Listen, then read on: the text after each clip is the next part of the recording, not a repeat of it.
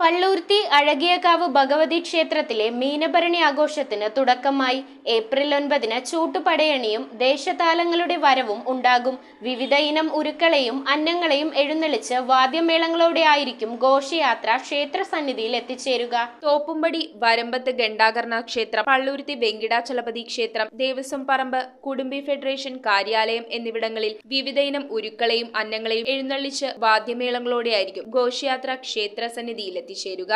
April 9-ന് വൈകിട്ട് ചൂട്ടുപടയണിയും ദേശതാലങ്ങളുടെ വരവും ഉണ്ടാകും. ബുധനാഴ്ച രാവിലെ സംഗീതാർച്ചന, ഉച്ചപൂജയ്ക്ക് ശേഷം ദേവിയുടെ ദാരുബിംബത്തിനും സപ്തമാതൃക്കൾക്കും ചാന്താട്ടം എന്നിവയും ഉണ്ടാകും. വൈകിട്ട് പകൽപൂരം, ചെണ്ടമേളം, ഭരണിവേല എന്നിവയും നടക്കും. ഇന്ന് ചൂട്ട് കത്തിക്കൽ പ്രധാനമാണ്. കൊച്ചി രാജാവിൻ്റെ കാലം മുതൽ ഇവിടെ നടന്നുകൊണ്ടിരിക്കുന്ന ആചാരമാണ്. നാളെ പടയണി.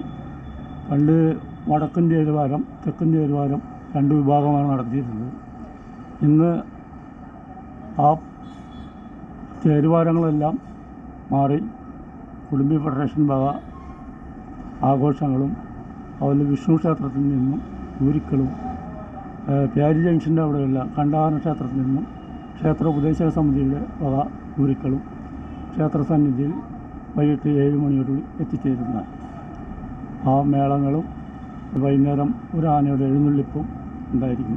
News bureau, Kochi.